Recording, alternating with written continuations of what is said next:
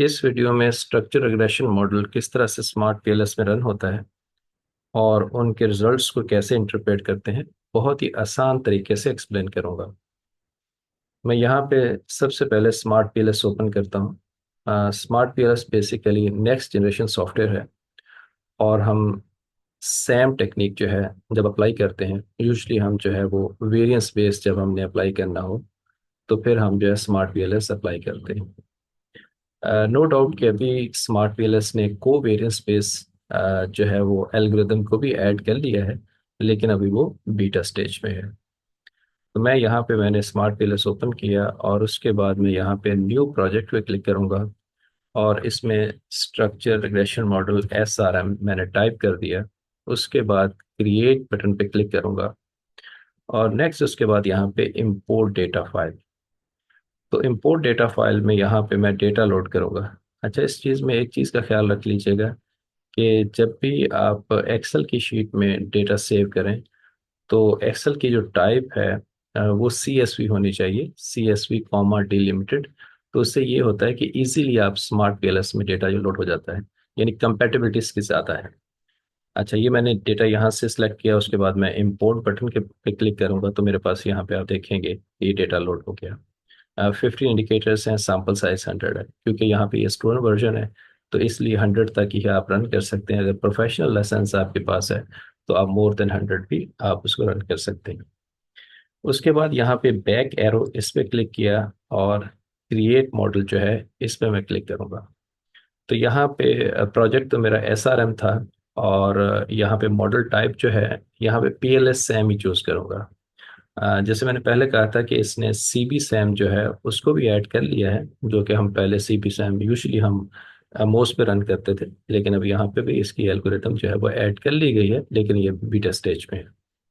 तो PLS Sam जो है इसको मैंने सेलेक्ट किया और मॉडल नेम जैसे जो है, यानी स्ट्रक्चर रिग्रेशन मॉडल जो है, मैंने यहाँ पे इसको टाइप कर दिया। उसके बाद मैं सेव पे क्लिक करूँगा तो मेरे पास जो इंटरफेस है इस तरह से शो हो जाएगा। अब यहाँ पे मेरे पास जो वेरिएबल है वो ओवर कॉन्फिडेंस है। ये बेसिकली बिहेवियर बाइसेस है। जब भी हम फाइनेंशियल डिसीजन मेकिंग करते हैं तो बिहेवियर फाइनेंस में एक जो है ओवर कॉन्फिडेंस है, एक बिहेवियर बाइसेस के तौर पे जो है वो हम एक कंसिडर करते हैं। तो इसके 4 इंडिकेटर्स हैं। मैंने इनको सेलेक्ट किया, ड्रैग किया और यहाँ पे मैं इसको ड्रॉप कर रहा हूँ। तो यहाँ पे आप इसका नाम, फुल नेम ओवर कॉन्फिडेंस दे सकते हैं। अदरवाइज अगर आप एंटर करेंगे तो तब भी ये वेरिएबल यहाँ पे कंस्ट्रक्ट यहाँ पे आ जाएगा।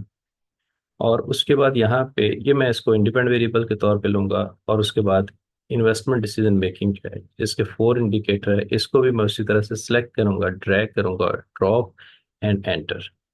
और फिर इसको मैं राइट क्लिक करके इसके जो इंडिकेटर्स हैं टू द लेफ्ट मैं यहाँ पे करूँगा। बड़ा बेसिक सा मॉडल ले रहा हूँ कि एक मैंने इंडिपेंडेंट वेरिएबल ले लिया और एक मैंने डिपेंडेंट ले लिया, और कनेक्ट एरो से मैं इसको क्लिक जो कनेक्ट कर दूंगा तो इसका कलर चेंज हो जाएगा। जैसे इसको प्रॉपरली आप कनेक्ट करते हैं तो उसका कलर चेंज हो जाता है। उसके बाद यहाँ पे कैलकुलेट पे क्लिक करेंगे। अगर आपके पास स्टूडेंट वर्जन है तो सिर्फ इतने ही ऑप्शंस आपके शो हो रहे होंगे, लेकिन अगर आपके पास प्रोफेशनल है तो ऑप्शन ज़्यादा उसमें शो हो रहे होंगे। अच्छा, अब इसमें देखें दो चीज़ें हैं। एक यहाँ पे है PLSAM एल्गोरिदम है और यहाँ पे है कंसिस्टेंट PLSAM एल्गोरिदम। सेम इसी तरह से बूटस्ट्रैपिंग है और कंसिस्टेंट PLSAM बूटस्ट्रैपिंग है। अच्छा, इसमें से चूज कौन सा करना होता है कि अगर आपके पास यहाँ पे देखें रिफ्लेक्टिव कंस्ट्रक्ट है, यानी एरो जो है वो टूवर्ड्स इंडिकेटर है। तो अगर ये आपके पास है, और दूसरा अगर आप चाह रहे हैं कि रिजल्ट्स आपके जो है जो कोवेरियंस बेस्ड टेक्निक है, जैसे आप जब कोवेरियंस बेस्ड टेक्निक होती यूज होती है तो उसमें अगर आप मोस्ट में भी देखेंगे तो मैक्सिमम लाइक्लीहुड एस्टिमेशन यूज हो रहा है। तो कंसिस्टेंट जो है यहाँ पे PLSAM बूटस्ट्रैपिंग जो है, इसके रिजल्ट ऑलमोस्ट जो है वो सिमिलर होते हैं, जो कि मैक्सिमम लाइक्लीहुड है जो हम कोवेरियंस बेस्ड सैम में अप्लाई कर रहे होते हैं। तो प्रेफरेबल है कि ये आप यूज़ करें कि कंसिस्टेंट जो है वो PLSAM बूटस्ट्रैपिंग और एल्गोरिथम जो है। लेकिन यहाँ पे स्टूडेंट वर्जन है तो हो सकता है ये वाले आपके पास ये कंसिस्टेंट एल्गोरिथम ना चल रही हो। स्टूडेंट वर्जन में आपके पास ये ऊपर वाली जो है ये चल रही होगी, यानी एल्गोरिदम वाला भी जो आपके पास है और बूटस्ट्रैपिंग जो है। इसमें थोड़ा सा ये ख्याल रखना होता है कि जब आप एल्गोरिदम पे अप्लाई करेंगे, PLSAM एल्गोरिदम, तो यहाँ पे बेसिकली मेजरमेंट मॉडल से रिलेटेड चीज़ें आ जाएंगी, यानी रिलायबिलिटी, वैलिडिटी, इस तरह की चीज़ें आपके पास आ जाएंगी। और जब आप बूटस्ट्रैपिंग पे क्लिक करेंगे तो यहाँ पे हाइपोथेसिस टेस्टिंग से रिलेटेड आ जाएंगी। यानी ये बेसिकली बूटस्ट्रैपिंग स्ट्रक्चरल थ्योरी यानी स्ट्रक्चर मॉडल से रिलेटेड है। और ये पीएलएसएम एल्गोरिदम जो है ये बेसिकली मेजरमेंट मॉडल से रिलेटेड है। तो लेट्स से कि यहाँ पे पहले मैं पीएलएसएम एल्गोरिदम इसको क्लिक करता हूँ, और डिफ़ॉल्ट सेटिंग है, मैं चेंज नहीं कर रहा हूँ, स्टार्ट कैलकुलेशन पे मैं क्लिक कर रहा हूँ। तो यहाँ पे आप देखेंगे मेजरमेंट मॉडल से रिलेटेड जो है उनकी रिलायबिलिटी वैलिडिटी वो चीज़ें यहाँ पे आ जाएंगी। तो यहाँ पे अगर आप देखेंगे कंस्ट्रक्ट रिलायबिलिटी जो है, तो यहाँ पे देखें क्रोनबर्ग अल्फा जो कि कंसिस्टेंसी को शो करता है 0.7 होनी चाहिए। जो यहाँ पे रेड शो हो रहा है इसका मतलब है इसमें इशू है, जो ग्रीन शो हो रहे हैं वो ओके है। तो क्रोनबर्ग अल्फा की जो आइडियल वैल्यू हो 0.7 या ग्रेटर देन 0.7 होती है, तो इसमें जो है इन्वेस्टमेंट डिसीजन मेकिंग में कम है लेकिन ओवर कॉन्फिडेंस में ठीक है। कंपोजिट लाइबिलिटी भी जो है वो भी आपके पास यहाँ पे जो है वो एक में रेड है और एक में ग्रीन है। यानी बेसिकली ये वैल्यू 0.7 या ग्रेटर देन 0.7 होती, तो इसका मतलब यह है कि कंसिस्टेंसी का क्राइटेरिया वो मीट कर रहा होता है। जो एवीई जो है, एवरेज वेरिएंस एक्सट्रैक्टर जो है, ये बेसिकली कन्वर्जेंट वैलिडिटी को जो है वो रिप्रेजेंट कर रही होती है। तो इसकी डिजायरेबल वैल्यू 0.5 होती है।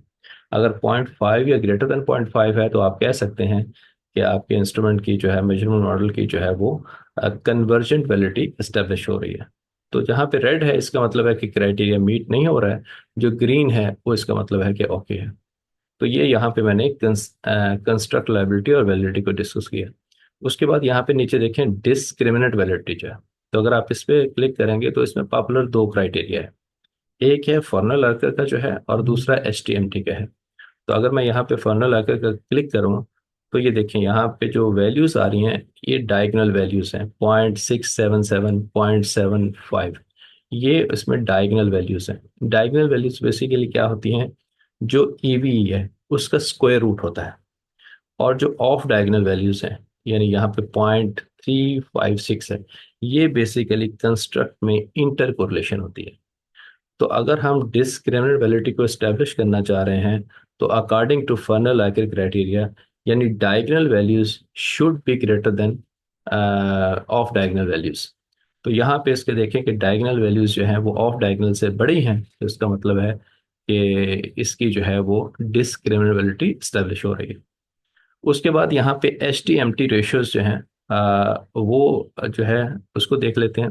तो H T M T ratio यहाँ पे 0.476 है, क्योंकि यहाँ पे वेरिएबल्स दो ही हैं। अगर ज़्यादा वेरिएबल्स होते तो वो उसी तरह से मैट्रिक्स बनता, लेकिन दो वेरिएबल्स हैं तो इसलिए जो है 0.476 है ये।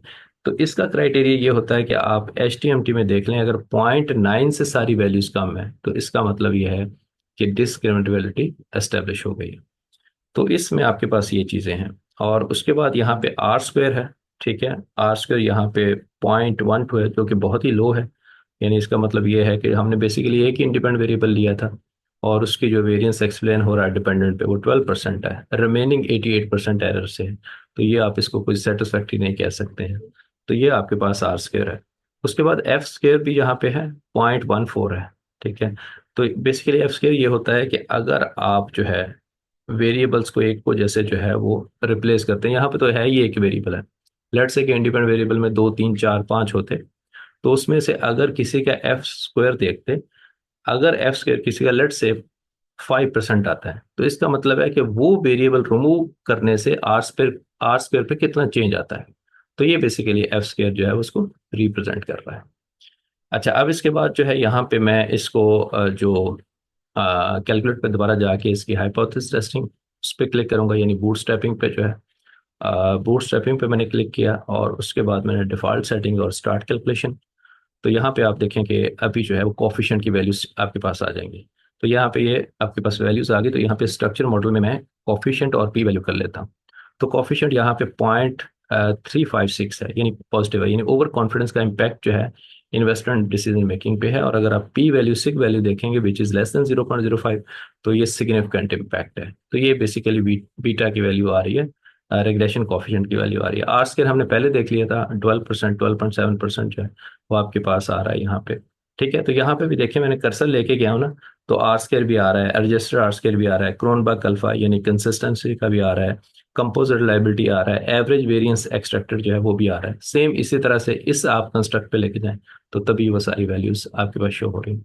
तो ये आपके पास स्ट्रक्चर रिग्रेशन मॉडल मैंने रन किया, बेसिक एक मॉडल था जो कि बहुत ही आसान और सिंपल तरीके से मैंने एक्सप्लेन कर दिया। Thank you for watching.